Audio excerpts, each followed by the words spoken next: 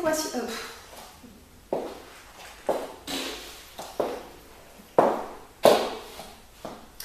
Nous allons donc maintenant calculer cette racine carrée. Dans les tests psycho, en général, quand vous avez quelque chose d'aussi affreux, c'est tout simplement parce que vous avez des carrés parfaits et il va falloir juste jongler avec les propriétés des puissances qui sont toujours liées d'ailleurs avec les racines carrées.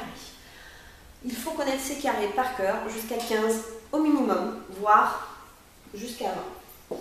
Je vais donc réécrire tous ces chiffres, tous ces nombres d'une autre manière. Ici, j'ai 225 qui correspond à 15 au carré, multiplié par 10 puissance moins 5. Ensuite, j'ai 169 qui correspond à 13 au carré, multiplié par 10 puissance 2. Et enfin, j'ai 360 qui correspond à 36 fois 10 puissance 1.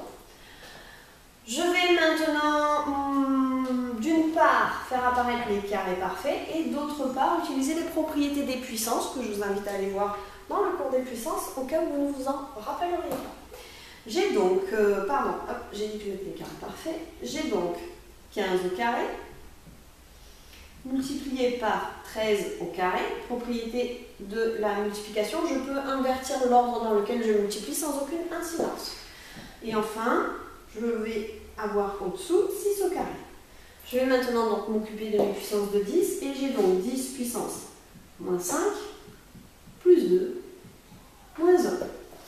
Moins 5 moins 1 moins 6 plus 2 moins 4.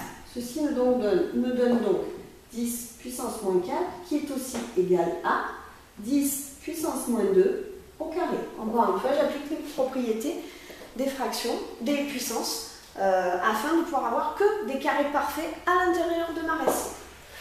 Je vais donc maintenant pouvoir sortir tous ces carrés parfaits. Je sors donc 15, je sors 13, mais je sors aussi 10 puissance moins 2 et 6.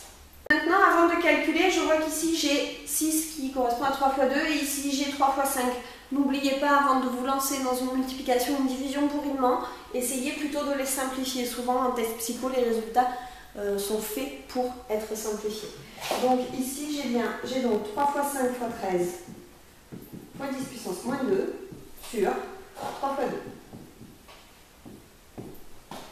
Je vais maintenant calculer 5 fois 13, 3 fois 5, 15, je pose 5, je retiens, 5 fois 1, 5 et 1, 6, multiplié par 10 moins 2. Ne pas oublier de diviser par 2. Et je vais d'abord diviser par 2 avant de multiplier par 10 moins 2. 60 divisé par 2, ça fait 30. 5 divisé par 2, ça fait 32,5. Donc j'ai 32,5 fois 10 puissance moins 2. C'est-à-dire que je vais déplacer ma virgule de 2 crans vers la gauche.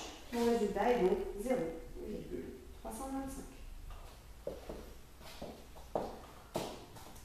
Un petit peu long de prime abord, mais quand vous aurez l'habitude de manipuler les puissances et les racines, ce calcul se fait entre 30 secondes à 1 minute en fonction de votre rapidité de calcul et de votre rapport avec les chiffres entre guillemets.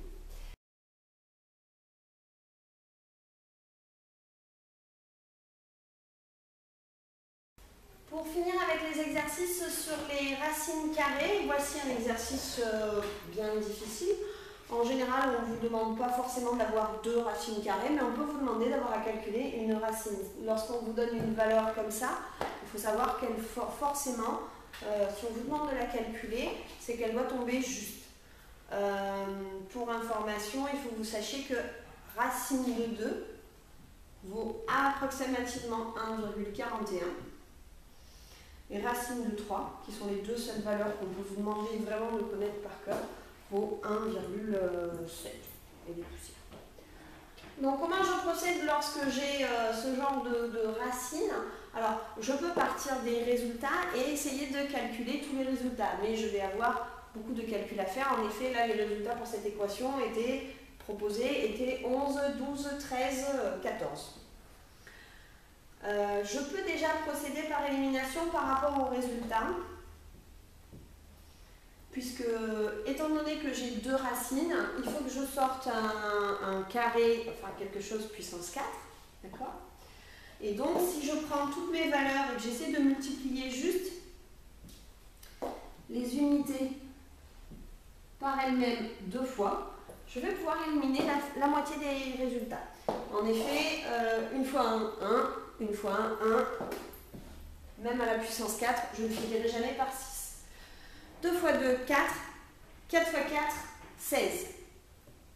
Puissance 4, je peux effectivement finir par 6. Je garde cette valeur. 3 fois 3, 9, 9 fois 9, 81. Je ne peux pas avoir cette valeur-là. 4 fois 4, 16. Je ne garde que le chiffre des unités. 6 fois 6, 36. Je peux avoir cette solution. Et puis 5 fois 5, 25. 5 fois 5, 25.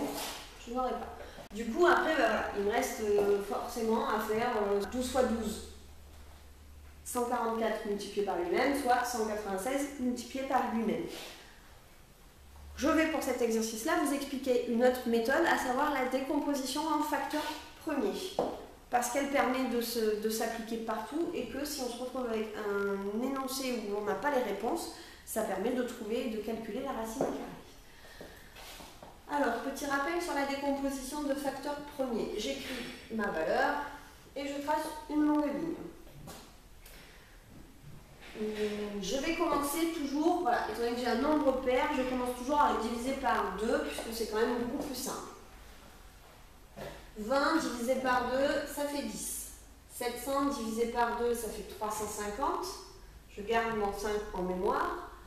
3 divisé par 2, je ne vais pas pouvoir, donc il va me rester, je vais faire 30. 30, c'est 15, mais j'ajoute le 1 au 5, ça me fait 6. Et je garde un deuxième 5 qui est descendu à la case d'à côté. 6 divisé par 2, ça fait 3, que j'additionne à mon 5, ce qui me donne 8.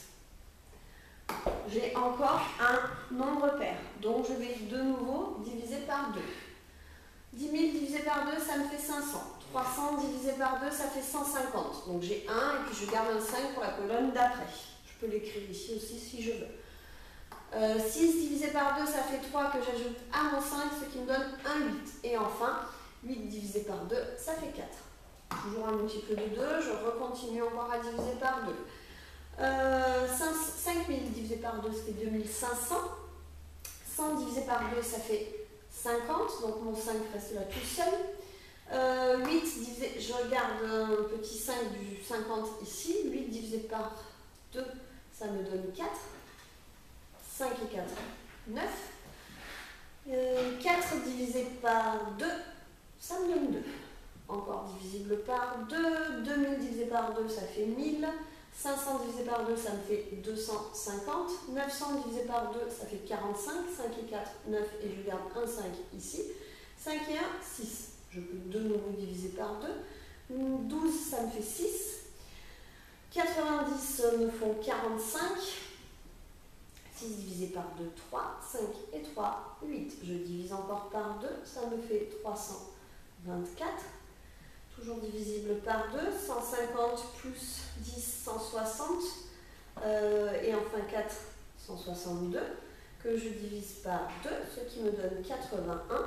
81 étant 9 au carré, 9 n'est pas un nombre premier, mais donc c'est bien 3 au carré, divisé, qui va me laisser 3 au carré, qui lui-même est encore divisible par 3 au carré. J'arrive à 1, j'ai fini.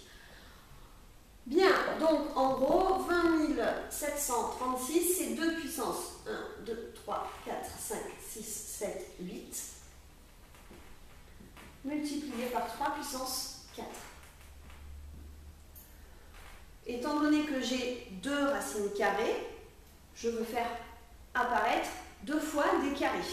Donc soit je fais apparaître directement des puissances de 4, et j'enlève directement mes 2 racines, soit je fais apparaître une première puissance de 2 pour enlever ma première racine et une seconde puissance de 2 pour enlever ma seconde racine. Étant donné que ceux qui sont capables de comprendre la puissance de 4 avec les 2 racines, je vais faire la deuxième méthode, à savoir enlever d'abord des carrés de la première racine. Donc je vais faire apparaître une première série de carrés. 2 puissance 8, c'est 2 puissance 4 au carré. 3 puissance 4, c'est 3 puissance 2 au carré. En supprimant ma racine, je vais supprimer mon premier carré.